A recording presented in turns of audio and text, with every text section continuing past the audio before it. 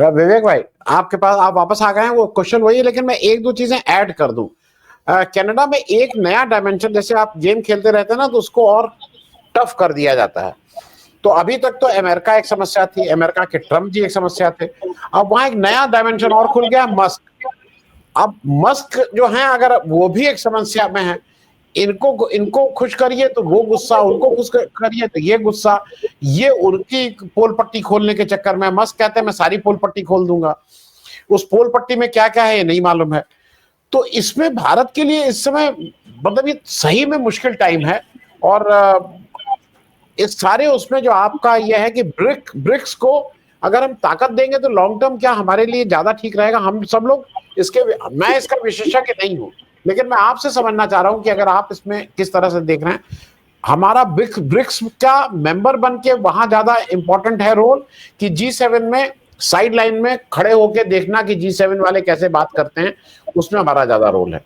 विवेक भाई जी, आनंद जी, हमको ये सब कुछ मैं जो हो रहा है एक मिनट में, ये अहमदुल्लाह साहब हैं, एक ही बात को आप 20 25 30 बार स्पैम कर रहे हैं। मैं आपको ब्लॉक कर दूंगा अगर इसके बाद आपने फिर से यही लगाया। आप कम से कम 30 40 बार एक ही मैसेज को बार बार करके इसको डिरेल मत करिए प्लीज। विवेक भाई जी, आनंद जी, आज जो कुछ भी दुनिया में हालात है, पर्टिकुलरली ट्रंप के अमेरिका के राष्ट्रपति बनने के बाद, और दुनिया में बाकी क्षेत्रों में भी जो उथल पुथल हो रही है, उन सबको दो बेसिक जो दुनिया में चेंजेस हुए उसके परिप्रेक्ष्य में देखना जरूरी है।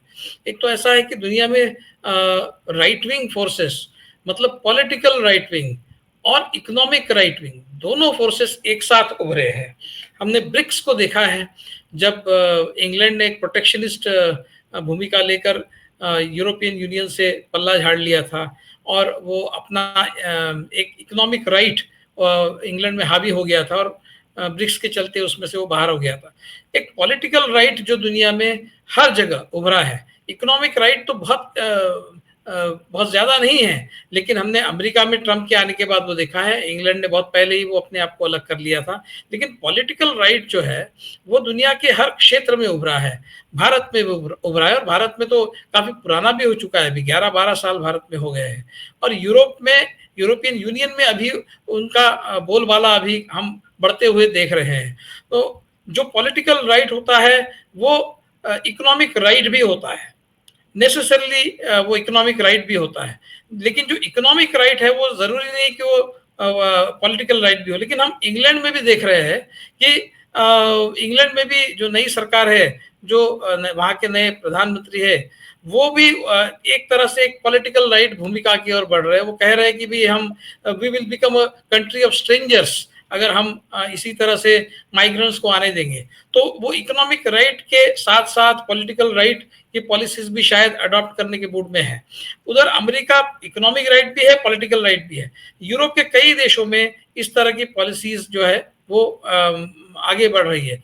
हमारा प्रॉब्लम ये है कि हमारे यहाँ पॉलिटिकल राइट तो है, लेकिन हम उस मकाम पर अभी है इतने सालों के बाद, जब हम ग्लोबलाइजेशन का पार्ट हुए, इकोनॉमिक ग्लोबलाइजेशन का पार्ट हुए, तो उसमें हमको जो फायदा, उससे हमको जो फायदा हुआ है, लेकिन जो जिन देशों की वजह से, जो डेवलप्ड कंट्रीज है जिन्होंने ग्लोबलाइजेशन शुरू किया, वो इस इकोनॉमिक ग्लोबलाइजेशन का नुकसान झेल रहे हैं, ऐसा उनको लग रहा है। उनको ये लग रहा है कि इकोनॉमिक ग्लोबलाइजेशन जो है उसका फायदा डेवलपिंग कंट्रीज को ज्यादा हो रहा है और हमको नुकसान हो रहा है। इसलिए भी वो सारे देश जो है जिन्होंने ग्लोबलाइजेशन शुरू किया, वो अभी प्रोटेक्शनिस्ट पॉलिसीज अडॉप्ट कर रहे हैं।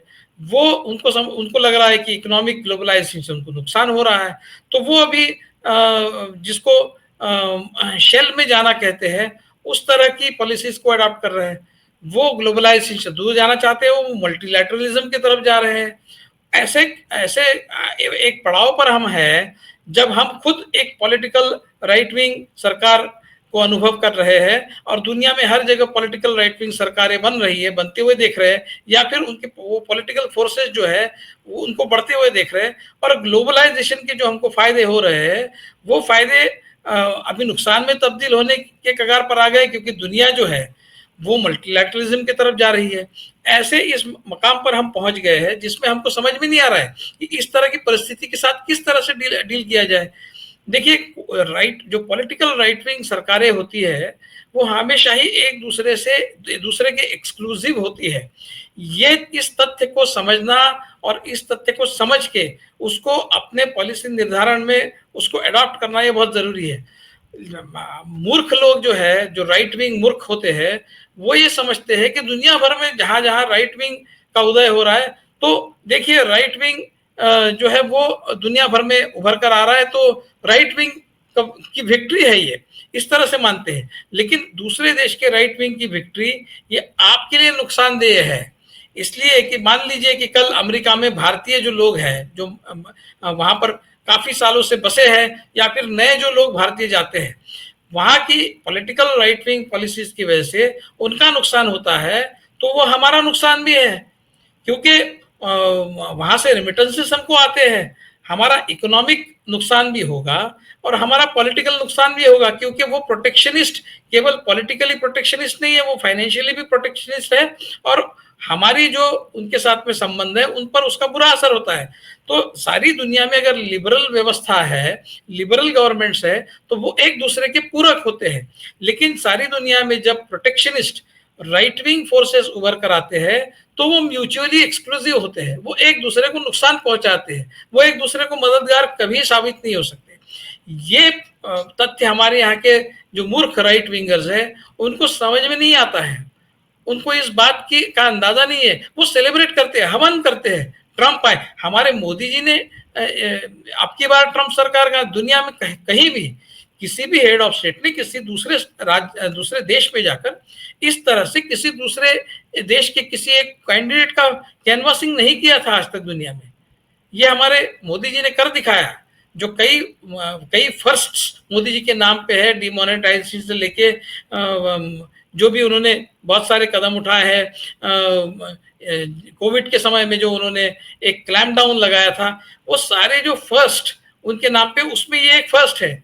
वो कि किसी दूसरे देश में जाके हमारे प्रधानमंत्री किसी कैंडिडेट का कैनवास कर रहे हैं। वो जो है ट्रम्प, जिसके लिए आप कैनवासिंग कर रहे थे, जिसके लिए आप हवन कर रहे थे, वो आपके सर पर बैठ गए हैं। आप पता नहीं चल रहा है इनके साथ में कैसे डील किया जाए, क्योंकि वो पूरी तरह से पागल है। उस आदमी का कोई एक कंसिस्टेंस, उसके विचारों में कंसिस्टेंसी नहीं है, उस आदमी के सोच में कोई कंसिस्टेंसी नहीं। वो आज एक और कल दूसरी बात करता है। तो ऐसे आदमी के साथ कैसे डील करेंगे? आपने तो इनको सत्ता में बिठाने की कोशिश भी की है, उनके लिए कैनवासिंग किया है, तो आप भुगतो। आप तो दुनिया भर में राइट विंग का बोलबाला केवल पॉलिटिकल नहीं, तो इकोनॉमिक राइट विंग का जो बोलबाला है, उससे मोदी सरकार जो है वो तकलीफ में आ गई है, क्योंकि वो अपने आप में एक पॉलिटिकल राइट विंग सरकार है, लेकिन वो पॉलिसीज अडॉप्ट करना चाहती है, वो ग्लोबलाइजेशन की पॉलिसीज अडॉप्ट करना चाहती है, वो इकोनॉमिक राइट विंग की पॉलिसीज अडॉप्ट करना चाहती है। और उस फ्रंट पर भी उनको अभी दुनिया में कहीं भी एक कॉन्जेनियलिटी नहीं है बाकी देशों के साथ में, जो इकोनॉमिक पॉलिसीज फॉलो कर रहे हैं, वो भी प्रोटेक्शनिस्ट पॉलिसीज फॉलो कर रहे हैं। तो आपके लिए कहीं भी कोई भी रास्ता नहीं खुल रहा है। इस तरह की स्थिति है पॉलिटिकल एंड पर और इकोनॉमिक एंड पर भी आपके लिए कोई रास्ता नहीं खुल रहा है। सारे रास्ते आपके बंद होते जा रहे हैं। इस तरह की सिचुएशन में मोदी जी आ गए हैं और उनको पता नहीं चल रहा है कि किस तरह से इसके साथ डील किया जाए। वो G7 में चले जाए, उससे क्या फर्क पड़ता है? उससे आपको क्या मिलने वाला है? क्या अमेरिका आपके साथ आने वाला है? क्या यूरोप के देश आपके साथ आने वाले हैं? वो नहीं होने वाला है। तो इस तरह की स्थिति में हम आ गए हैं और इसके लिए हम खुद ही हम तो जिम्मेदार है ही, क्योंकि हमने राइट विंग को बढ़ावा दिया है। लेकिन दुनिया में सारे जो राइट विंग फोर्सेस सामने आए वो हमारे कंट्रोल के बाहर के हैं, उसके लिए मोदी जी जिम्मेदार नहीं है।